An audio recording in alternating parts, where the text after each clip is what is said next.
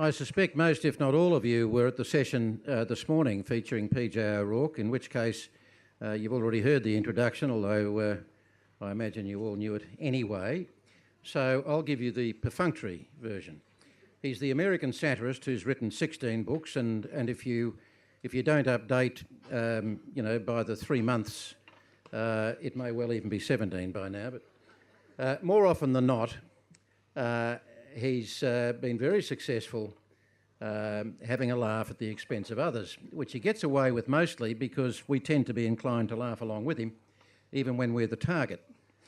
He also gets away with it because he's not above being the butt of his own jokes, and that helps. And speaking of butts, the last time I interviewed this man was on 7:30 6 years ago, or maybe 7. We talked about his backside, amongst other things, and the fact that he still had one. After a particularly nasty bout with cancer in that very inconvenient place. PJ, I'm pleased and reassured to see that you're still sitting very comfortably on it. Yes, yeah, me too. Welcome to Byron. Thank you. Thank you.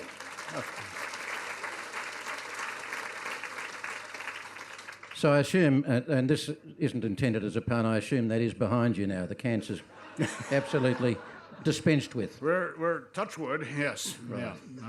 Yeah. You've already been part of one discussion today about the state of the United States, and I'd like to continue that discussion, but with a few add-ons, and I think pretty much all of what we talk about here today would apply in this country substantially as it would in much of the rest of the world. You were born during President Truman's presidency and grew up with Eisenhower and then Kennedy. So how would you describe the America you grew up in? Well, especially at this moment of this, make America great again sort of thing, there is a tendency to look back. Trump's only a year older than I am. Hillary and I are spot on the same age. And there's a temptation, of course, to look back at some sort of as if there were some sort of golden era. And there was a nice era of steady economic growth after World War II, for a long time after World War II, for about 25 years after World War II. And although it wasn't, by modern China standards, for instance, the growth wasn't spectacular. It never broke into 2 digits of percentage or anything like that. And if you were to actually look at the lives that people led 60 years ago, you would find that they, for the most part, led very modest lives. The sociological borderline between middle class and upper middle class, as it was taught back in the 50s, was $10,000 a year in income. Now you've got to put the multiple on that to allow for inflation, but it's still nothing like eye-popping. It's probably, the multiple's probably around 7. So $70,000 a year made you upper middle class. My family was, we were fine. We were moderately prosperous, but it was a quiet life. I mean, there might be 2 weeks of vacation a year, and that at an aunt and uncle's cottage. We didn't have a second home. We didn't have a boat. We did have 2 cars because my dad was in the sold cars. So sure, we had 2 cars, but most of the neighbors didn't. Most people had just 1 car. You had a washer and dryer that you got as a romantic wedding present from your in-laws, and you kept them the rest of your life, There was a little bitty freezer in the fridge, and 1 ice tray, which was not quite sufficient to my dad's drinking. And the lawn was, the whole lot that the house was on was not, no more than the size of this tent. It was a nice, comfortable house, but nothing special. And that's the way people lived, and on down from there, It really was a modest life. Now, then was the thing that was golden about it was everything so stable. Well, no, a period of economic growth such as we had almost all throughout the West after World War II, except in England, because of their labor government. They skipped that. But anyway, everybody else was having a period of economic growth. And period of economic growth is dislocating. men were, and it was mostly men in the workforce, were not sure of their jobs. They weren't sure, or maybe they were sure of their job, but they weren't sure they'd have enough overtime at the job to, there were little ups and downs in here, and corporations were consolidating and falling apart, going out of business and being started. And it wasn't it. And then, of course, there was a great deal of social instability. People came back from World War II. The worst case, England being the worst case, people came back from World War II and said, well, the hell with the class system, we're not having that anymore. Brits took it out on their establishment in a particularly vicious way, but that feeling was there in the United States. And of course, the civil rights movement didn't begin with a snap of the fingers in the March on Washington in 1960s. That was a fraught subject all through the 1950s. And you also had, you had the threat of nuclear war, didn't you? I mean, well, I don't yes. know whether were they still jumping? Were kids still jumping under the desks? Oh, absolutely. For we drill did when the you duck went to and school? cover drills. We did the drills where I remember thinking at 7 or 8, thinking, well, it's an atomic bomb. I don't know what doing under the desk is going to do with an atomic. We'd seen pictures of the atomic. Yeah, there was that threat. I mean, it was more for the kind of kid who minded that, who liked to have something nervous about. I personally found getting under the desk was much more fun than the multiplication tables in it. And I was pretty convinced that war only killed grown-ups. So, my friends and I would be left as the sole survivors, and probably have a pretty good time of it, I wasn't one, but it did fret some people, Yes, there was that worry. I remember I was in Berlin when the wall. Well, I got to Berlin about 3 days after the wall opened. And the wall was still standing, and people were starting to chip away at it and so on. The guards were still up on top, not guarding anything anymore.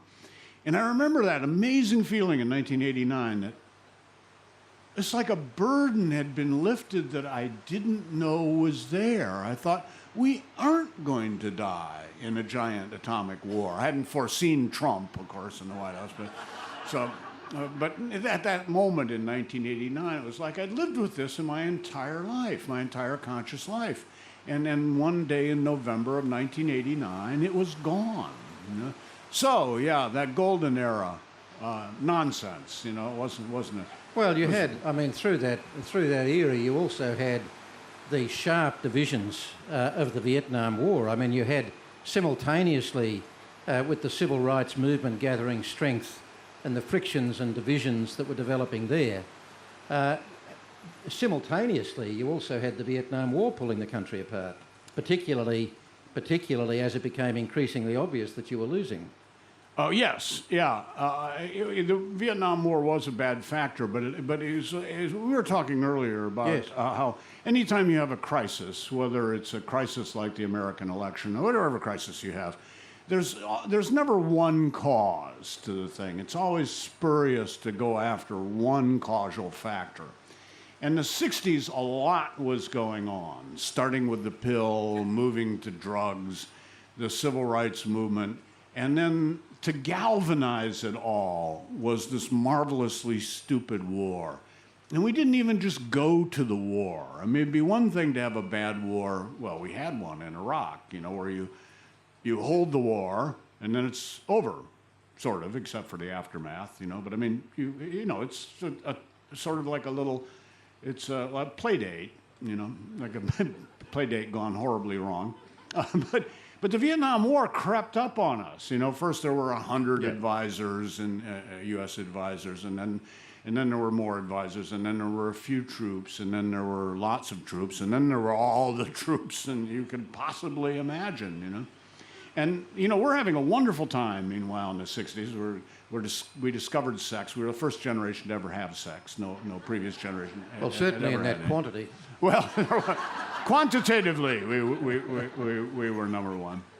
We discovered all these marvelous drugs that could make you feel all sorts of different ways, including quite terrible. But, we're kids, so that was interesting, too. And we're letting our hair grow and dressing like fools and shocking our parents as all good kids should do.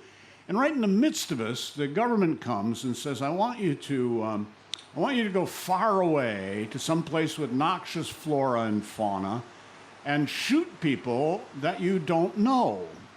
And what's worse, they're going to shoot back.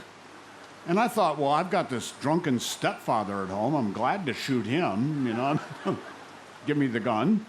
But I really didn't have any interest in, and it wasn't so much that I was against the war, because I was all good lefty-thinking kids were against the war. And I could have gone on and on about why I was against the war.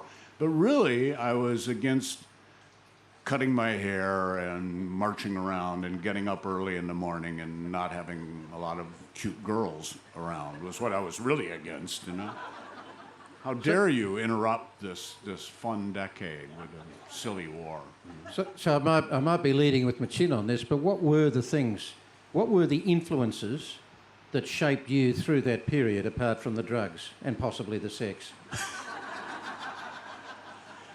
I think really that there's only been two, in terms of what I ended up doing for a living, only two influences. One was, three influences. There was a love of reading. I always did love to read, and I read a great deal. But probably more important was a laziness. I went to college, and in those days, you didn't have to select what you were studying at college till you'd been there for a couple of years.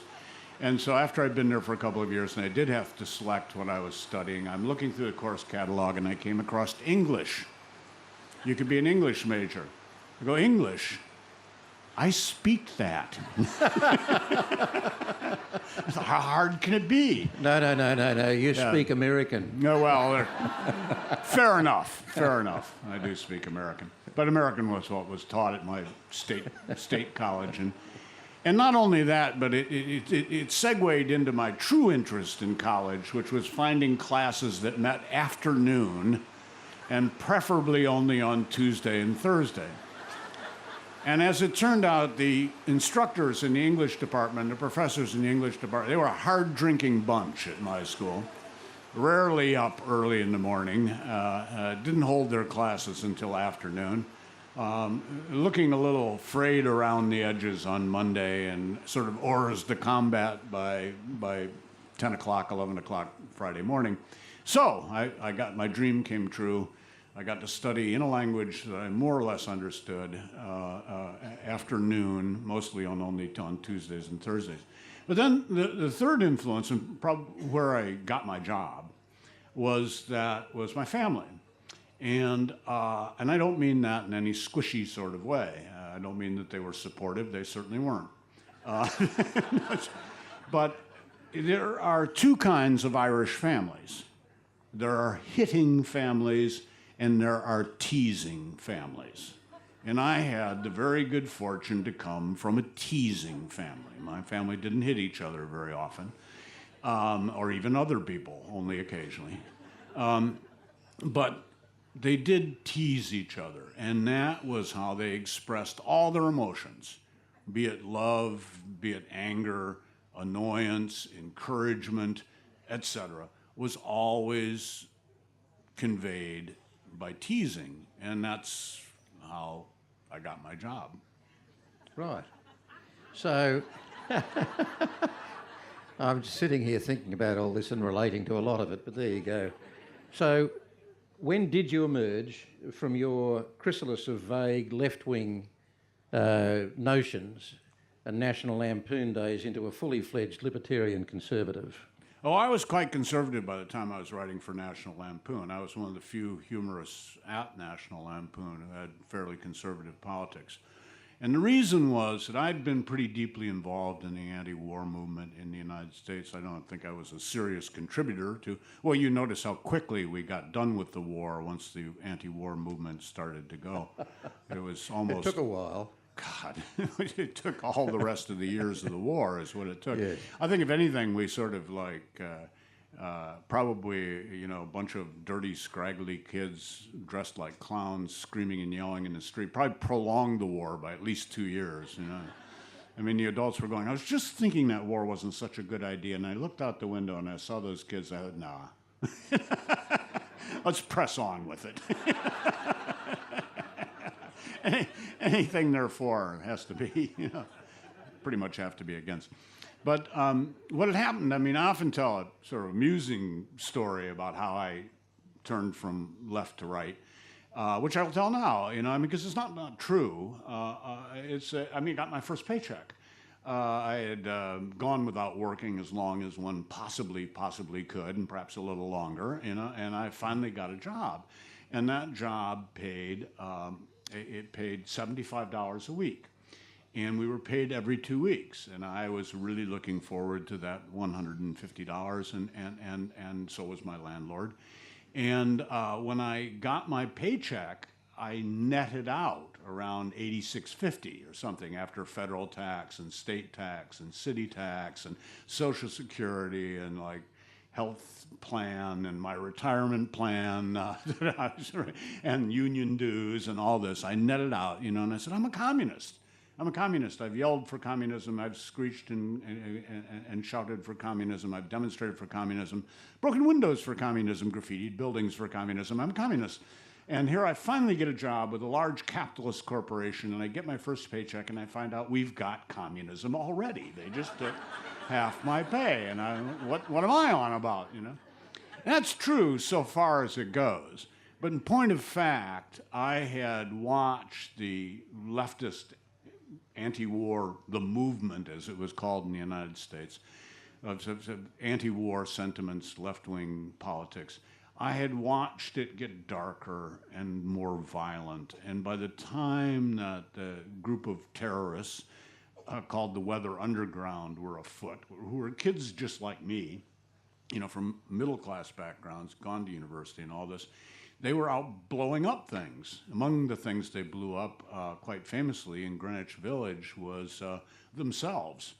They were building bombs in some rich kids, the basement of some rich kid's townhouse in Greenwich Village. And red wire, blue wire, and they chose the wrong one, and they blew up, you know, and good on them. You know, I mean, they sincerely deserved to be blown up because they were making these bombs, and they were shrapnel bombs, anti-personnel bombs, and they were going to place these bombs at an enlisted man's dance at Fort Dix, New Jersey. Now, enlisted men, those were the kids who hadn't gotten out of the draft, who hadn't gone to college, or who hadn't brought a big sheaf of asthma letters from their doctor, you know, to the military medical. They had lost the lottery, and by then, I think there was a lottery. I mean, they literally may have lost the lottery. But at any rate, they lost life's lottery. But they were just us, you know, forced to be in the Army at Fort Dix. And these people in the Weather Underground were going to kill them, you know. And I thought, I don't want any part of this. That was what really made me start to think. And then I started to look at leftist politics as it had manifested itself through history and around the world, and it's not a pretty picture. Whereas right-wing politics is? Well, point taken. No, of course not. No, what I want to... No, let me answer that, actually, because there is... I might be throwing this away. It's easy, I think, to conflate conservatism with right-wing politics.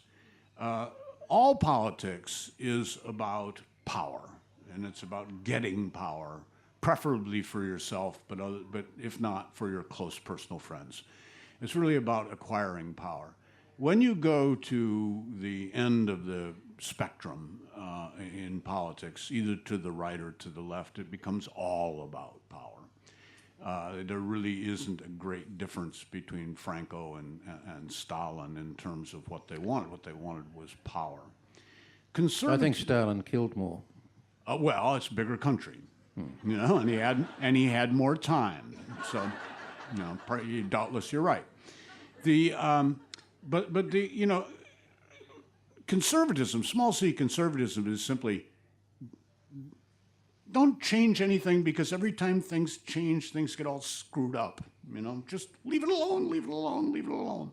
It's kind of silly, panicky, you know, sort of philosophy, but it's not proactive. You know, well, it is if when those same people decide that they will go to significant lengths to retain it, and where you get reactionary. I mean, it depends on the... That's what I'm saying. There's a considerable difference between small c conservatism and as indeed on the liberal side, the sort of, we call them liberals. So that gets confused. And we call them moderates. Your sort of labor. I mean, most people fall into the middle. They want a government to do a little of this or a little of that, and some of us who are more libertarian, myself, kind of feel that government screws up pretty much everything it touches, and so we should probably do an absolute minimum. But that thirst for power that falls over on the left-hand and the right-hand sides of the political spectrum, and what was the difference between the vicious leftist I was talking about and the terrible right-wingers that might be supporting George Wallace for president and racist pigs and so on? Well, the difference for me was I didn't know any of those people, whereas the people those were my friends those were my, my peers. Those were people who I felt I knew who were blowing up that townhouse and wanted to blow up other people. And that's what scared the living hell out of me, I wasn't scared of the other. I might have been scared of the other people if I ran into them in the street, but I wasn't scared at a deep psychic level because I didn't identify with them. They weren't my peers. I knew that they were the enemy, but the people I thought were my friends were turning ugly, and that's what got me out of leftist politics. So, I mean, with your writing, and I guess in writing satire, you do reduce things to simple elements, and you make a point through poking fun or whatever. But it's true, isn't it, that when you talk about the elites, there's a very clear sense in a lot of your writing that what you mean is left elites, the elites of the left. Do you think? Yes. Yeah. I wondered whether I should bother to jot down an example in case you asked me for one, but I didn't in the end. Have it your way. Actually, sometimes I suppose, but it depends on what elite you're talking about. If you're talking about elites at universities, yeah, you're talking about leftists. But you often don't distinguish. When you say elites, it's like it's a very large umbrella, isn't it?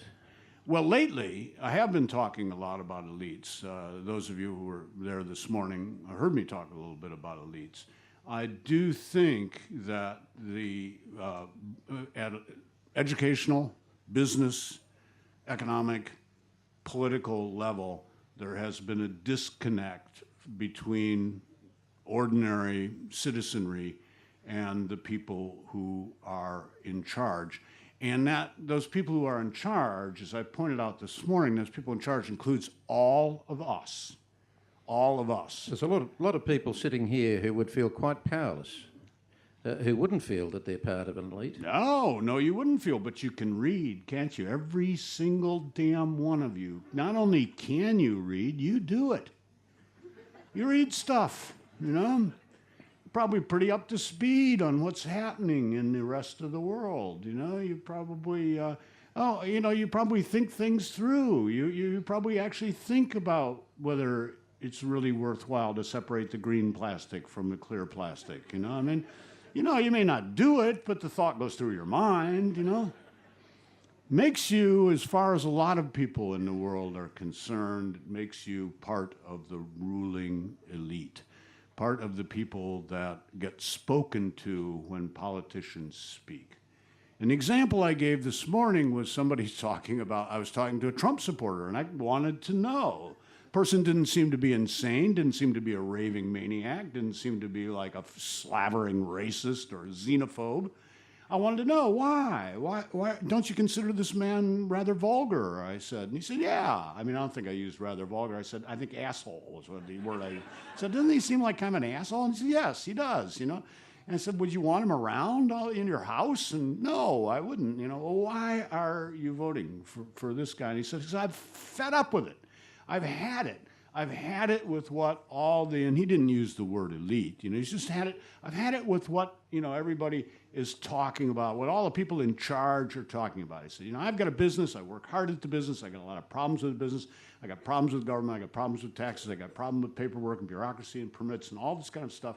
I turn on the television, and what are the big shots on television talking about? They're talking about transgender bathrooms. Because I run a timber company. We work in the woods. We don't have any bathrooms, you know? And so that's what I mean when I say that we belong to a kind of elite. We may not feel too elite ourselves, I know I don't, but I mean, we belong to an educated and reasonably prosperous minority in the world. And there are a lot of people out there feeling we're not addressing their concerns, whether those concerns are terrorism in Europe, whether those concerns are corruption in China, whether those concerns are the Trumpian concerns. Isn't the heart of the matter that the world is simply changing so rapidly that not just individuals, but the higher level of the elite that you're talking about, it's beyond everybody's scope to really come up with answers, to come up with genuine policies we don't... The world of work is changing in front of our eyes in ways that 10 years ago we would never have imagined. And 10 years from now, or even 5 years from now, that is going to be even more dramatic. But I can't think of a part of the world where any politicians are leading a genuine debate about that, let alone involving the rest of the elite, let alone anybody else. Millions of traditional jobs in America and Australia and Europe have disappeared forever, never to come back. Isn't that the heart of the problem? That this is something beyond? I think you put your finger on it. If you're looking, I mean, there is no single cause. We do seem to be living in a period of discontent. Even though on the face of it, we're relatively prosperous. The world is, I mean, the world may not seem peaceful to those of us who read the news, but we're probably at a kind of slow, static level of small wars that pretty much represents human history. We're not living in a period of war. We're not living in a period of enormous privation, those of us in developed countries. But we are living in a period of exceedingly rapid change, and the change is happening on lots of fronts all at once. Even if we were to take only the technological change, it is a misery. It is an absolute misery. This stuff is changing so fast that it's making my 18-year-old daughter upset. She finds that it's too busy-making, too engaging. She doesn't like the amount of time that she spends engaged with this.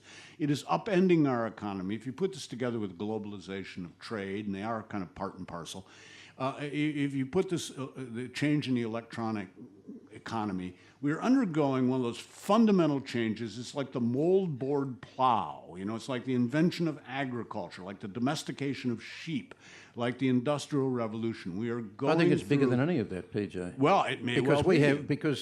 Because where somebody might have had a little bit of trouble predicting the next stage of the Industrial Revolution, I mean, we are beyond anybody. Anybody who tells you that they know what's going to happen next is a bullshit. Kerry's exactly right, because I mean the thing that makes the changes that we're going through at the moment particularly disturbing and unbalancing is that they not seem to be linear.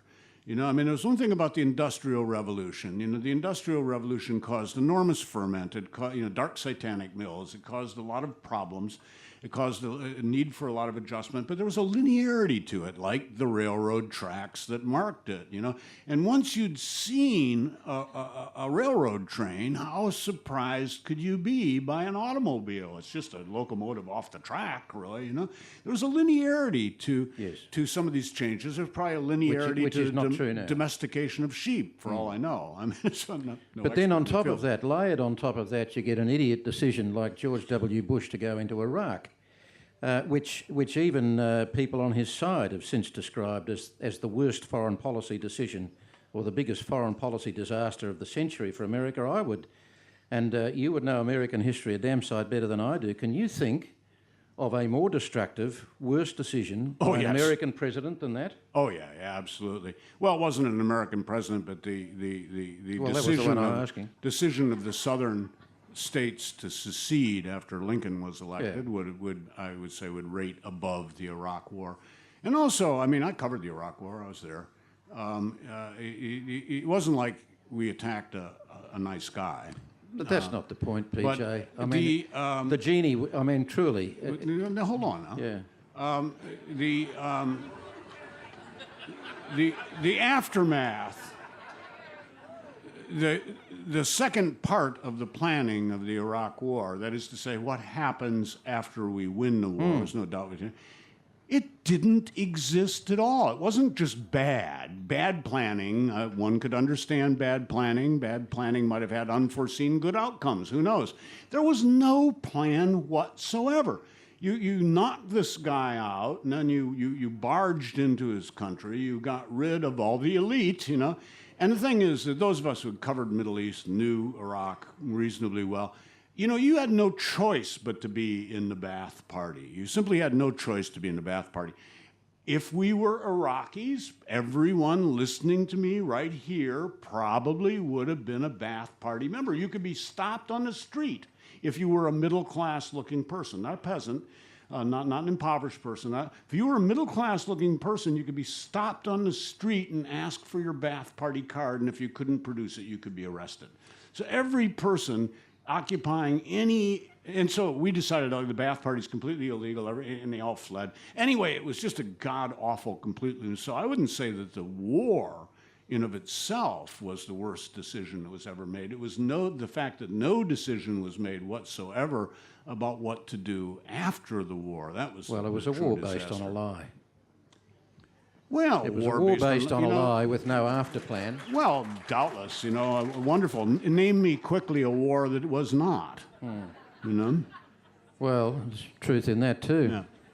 But so let's move on and look at because and the reason I raised that is because arguably part of the flow on from that is ISIS. Part of the kind of the mess that has developed in the Middle East to a point where again nobody can predict what happens next. And how that has impacted. I mean, the war on terror, which is and that brings me to another thing, PJ.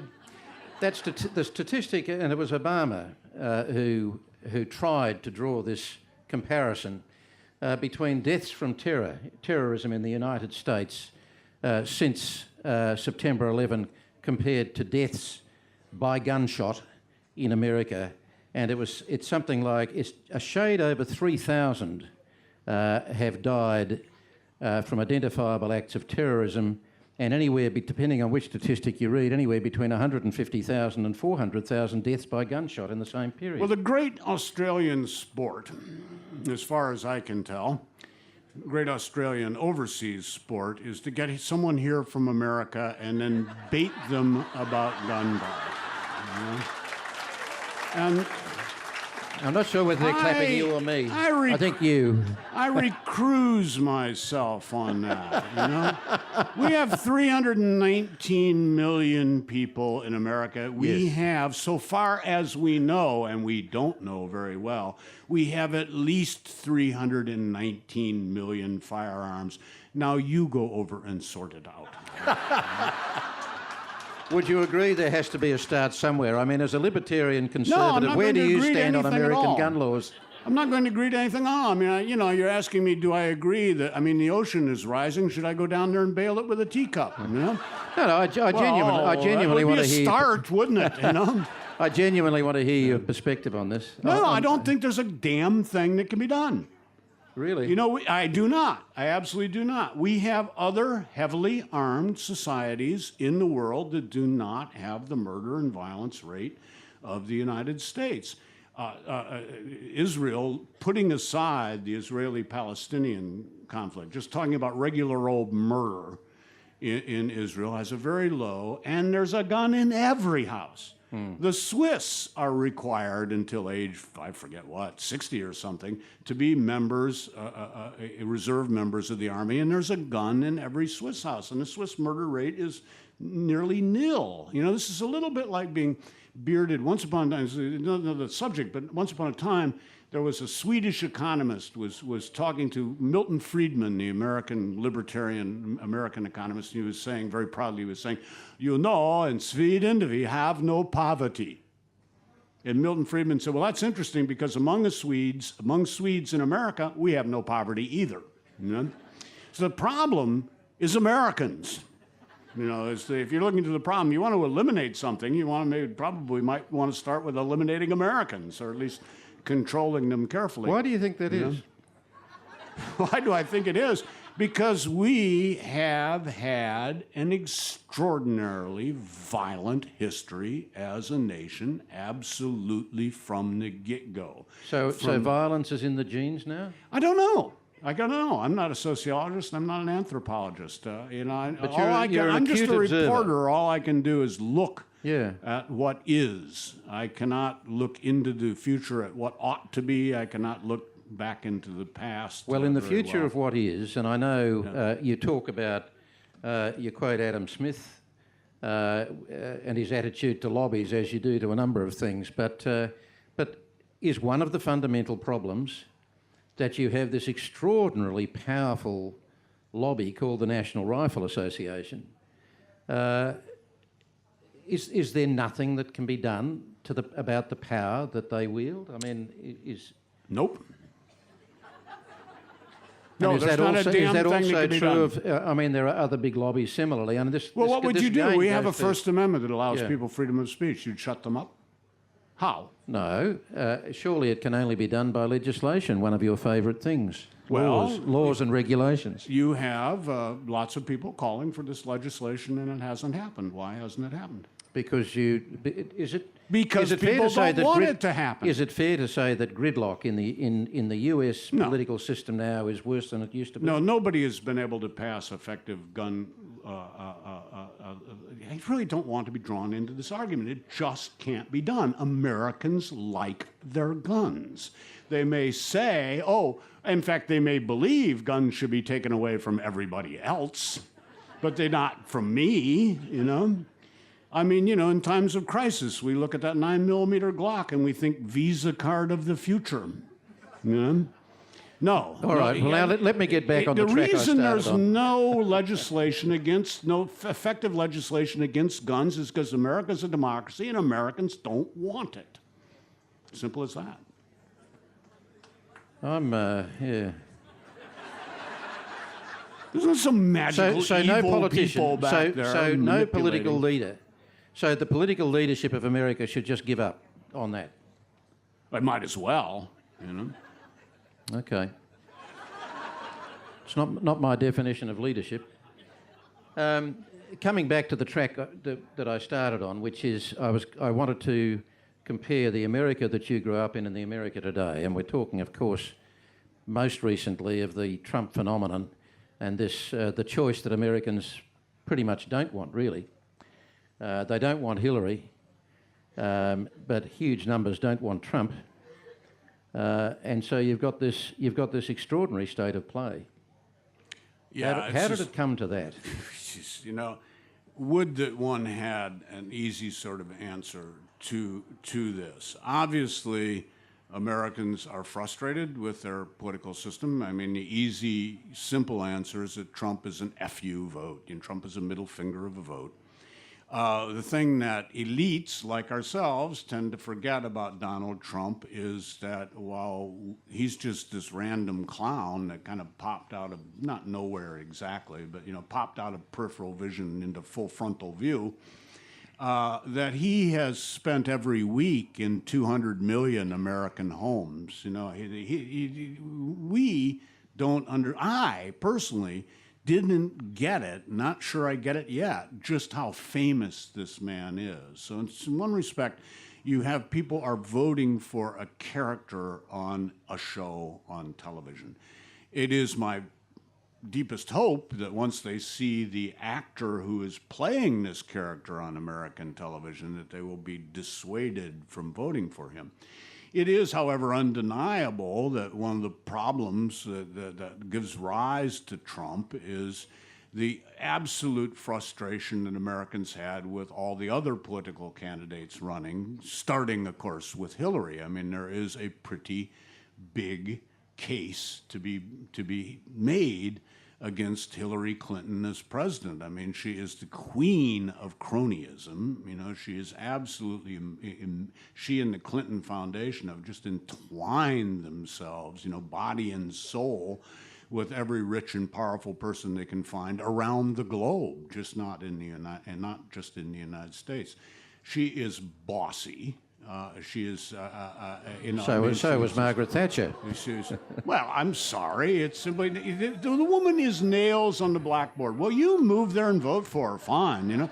I am voting for her. I'm talking about the person I will vote for. I can't stand her, you know. This woman has been around my whole life. She, like I said, she and I are spot on the same age. We went to high school about 10 miles apart in suburban Chicago, and I know her, you know. She is the head of the prom decorations committee, you know, and she's the head of the prom decorations committee. Boy, if she wanted to put orange, brown, and yellow balloons in the basketball basket, and you wanted to put red, white, and blue balloons in there, your life was misery for the rest of the year. And I'm not sure what it is that sets one off about Hillary, but there is no doubt she is nails on the blackboard.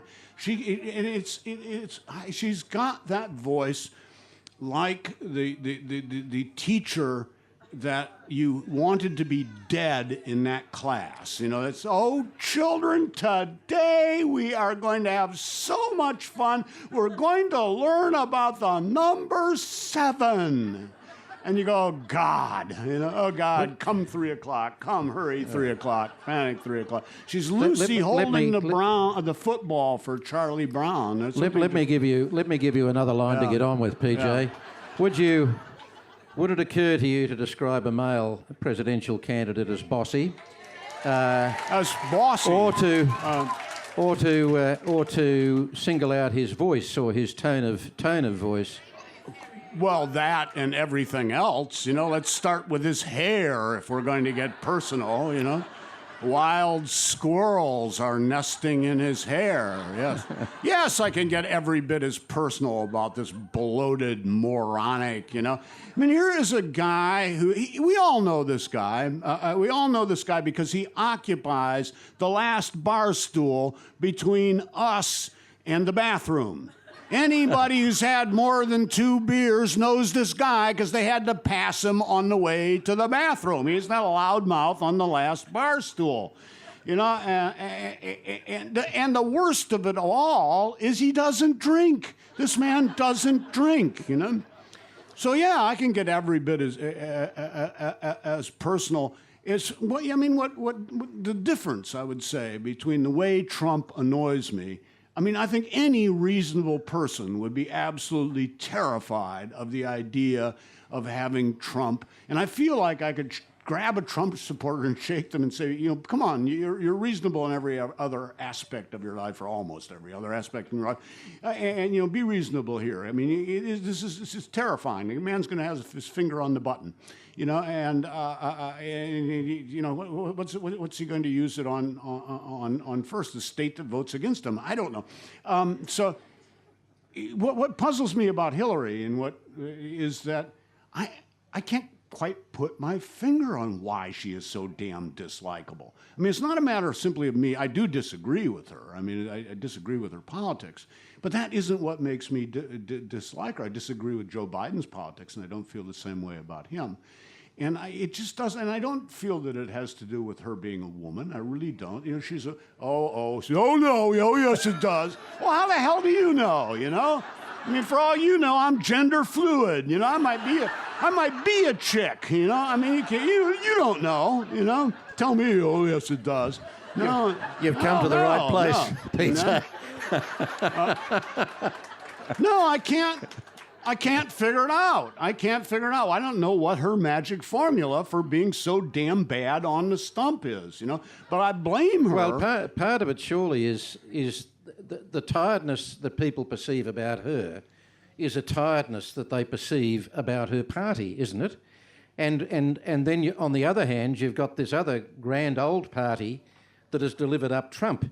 So does that say that there is a bankruptcy with both major parties? Well, of course. Yeah, I mean, there is. But, I mean, we are living in a time. I mean, come now. 5 prime ministers in 6 years? And you're telling me... You think... Oh, you're going to play that low card, are you? think there might be something, sort of rudderless about the American political system? Rudderless. That wasn't bad, was it? It was unconscious. No, I think every developed country in the world... There are many things we share in common, PJ. I think every developed country in the world is at a moment of not knowing quite what the hell to do. The technological transformation, the economic transformation, the mass migration and the causes for that mass migration all seem to be often beyond our understanding and certainly beyond our curing. One of the great things about being a reporter, and particularly about being a humorous reporter, so alleged, is that, my job is to turn the lights on in the kitchen and watch the roaches scurry. I don't actually have to step on them. That's somebody else's job.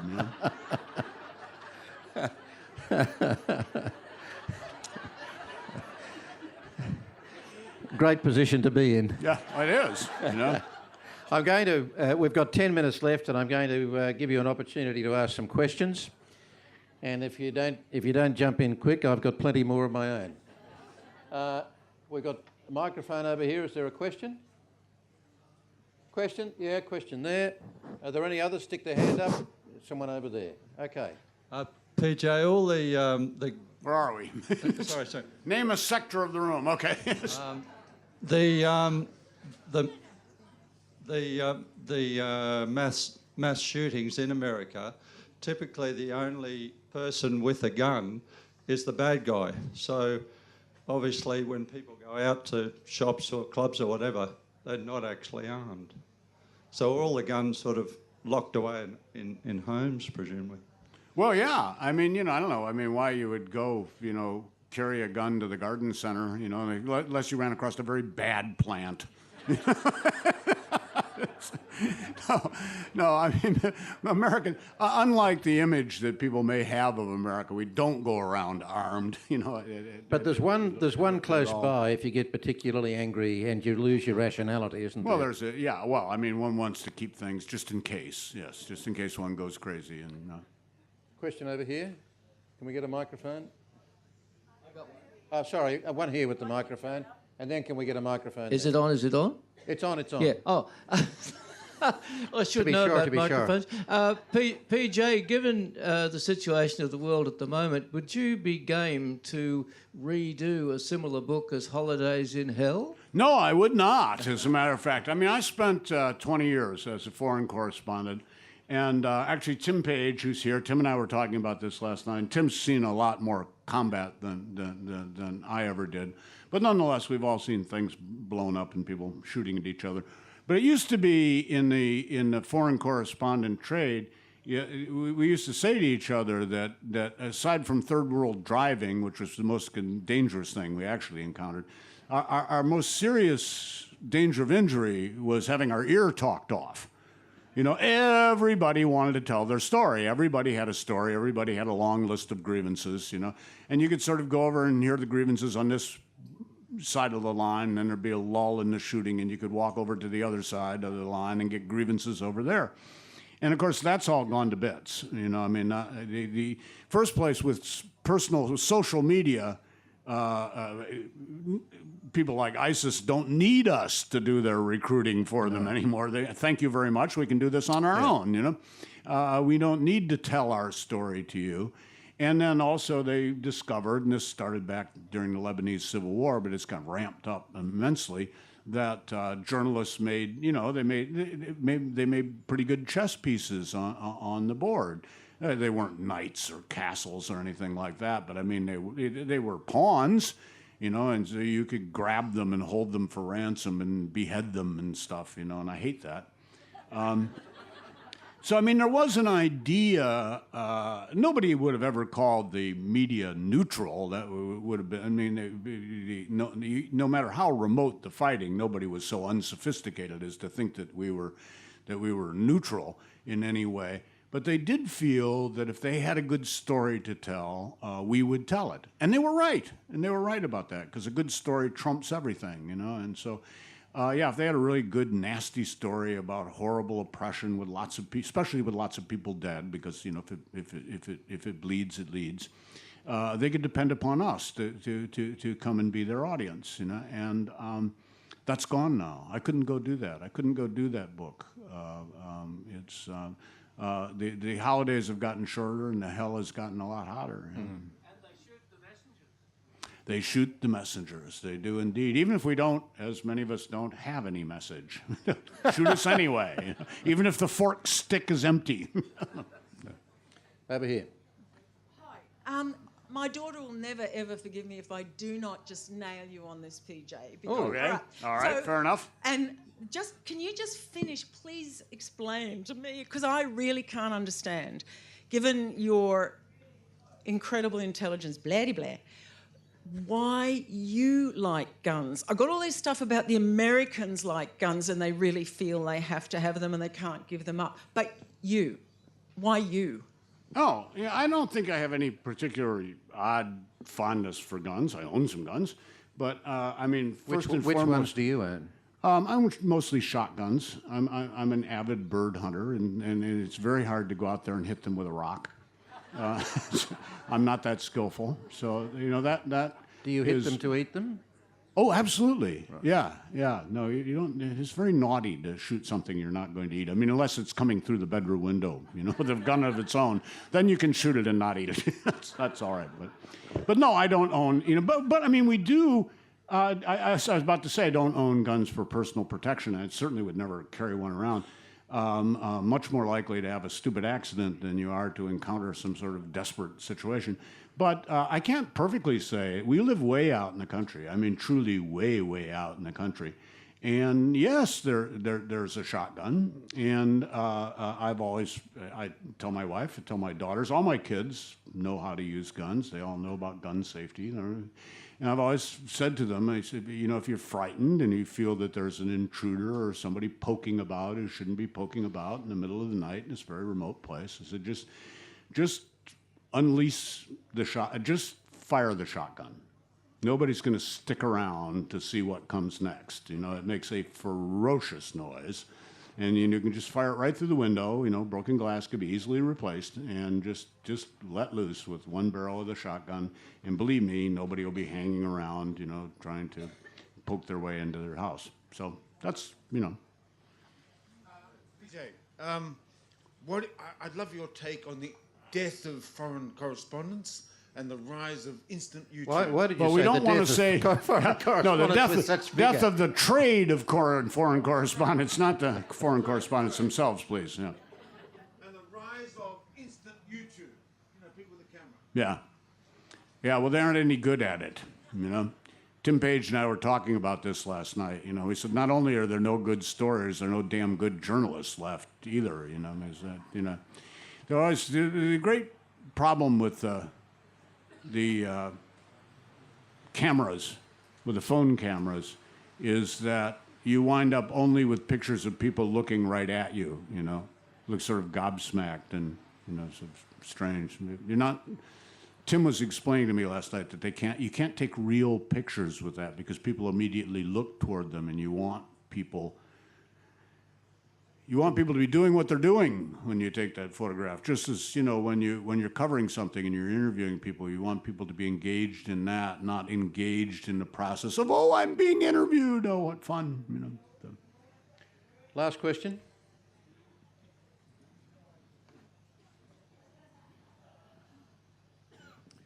This afternoon is degenerating, I don't mean the conversation, but the weather has become so. Yes, yeah. It's terrific that you're all bearing with us. Yeah. PJ, you're not too enamoured with either of the candidates you have in front of you at the election. No. How would you feel if you had Cruz up against Sanders? Cruz against, well, I'd vote for Cruz because Bernie Sanders represents zombie politics. The Berlin Wall fell on his politics. They're dead. That just doesn't work. We've proved it over and over again. And I think the reason Bernie Sanders resonated with young people is that we killed off the kind of Marxism that Bernie represents so thoroughly and so well that kids today have no idea how bad it was. They've never seen. I mean, what's left? North Korea. They haven't been there. So they hear all this Marxist stuff, and it's like they've never heard this before. And they go, oh, well, Oh, arise, workers of the world. You have nothing to lose but your chains. Oh, what a good idea. I don't like chains. I mean, other than the chain on my bicycle, I don't suppose I have to lose that, do I? But, they're going to give me things for free. Rich people have got all the things, and I can get some free things, And they don't understand, as Margaret Thatcher once put it, sooner or later you run out of other people's money. With we've got no time left, but well, you reduce it to that. But isn't it also partly, when you're talking about young people, aren't they looking for something better than what we have? Hasn't there been a massive failure to them? And if this is the best of what capitalism has come to, what is there to look forward to? I mean, let's assume that capitalism is the only ism. And I'm not saying otherwise, but let's assume it is. Is this the best of capitalism that there is? Yeah, what probably we have is. today? Probably is, Well, then can't you understand the frustration of that generation? Well, kids never do they? I mean, kids don't understand why things are imperfect, and good on them. I mean, they shouldn't. I mean, that's what makes them wonderful. What makes them kids, is that they want to live in But aren't you doing them an injustice to reduce their political following of Bernie Sanders to that? I wasn't answering that question. I was answering the question of would I vote for Cruz or would I vote for Sanders, And I'd vote for Cruz because Cruz is a fool and he's all wrong about all that social conservatism stuff, but he couldn't affect it. He couldn't actually do anything about it. I mean, the battle's won. The other side has gone home. They're celebrating victory with legalized marijuana at same-sex wedding reception. And Cruz is still up there in the front lines, bravely firing away. It's a moot point. And so I wouldn't feel worried about voting for Cruz. Whereas Sanders actually believes that crap and has. He's old enough to know better, I would think. But no, I mean, there's nothing against kids wanting things to be perfect. We want our kids to want things to be perfect, and every now and then they can push us in the direction of making them better. I mean, if they are, for instance, concerned that they're popping out of college with no marketable job skills and an immense weight of debt, well, maybe we should listen. Maybe we should take that point. Maybe we shouldn't send them to college. Go learn an honest trade and never have to knuckle under to any man. But that's half the problem. You're learning an honest trade that might not be there in 15 years or 10 years. I mean, these kids are worried about their future at the most fundamental level. They're not worried about their future. They're worried about their girlfriend or their boyfriend or how to get beer. They're not really worried about their future. But they do, I mean, they do have a wonderful perfectionism that I treasure in them. They want the world to be perfect, and we should want the world to be perfect. It's like they're... it's like being a good Christian. You know how sunken sin the world is, but that doesn't keep you from wanting it to be a better world. Yeah. PJ O'Rourke, I hope that the next couple of days that you're here, there's a little more sun around and we can give you a true Byron experience. But thank you very much on behalf of everyone here for your very welcome today.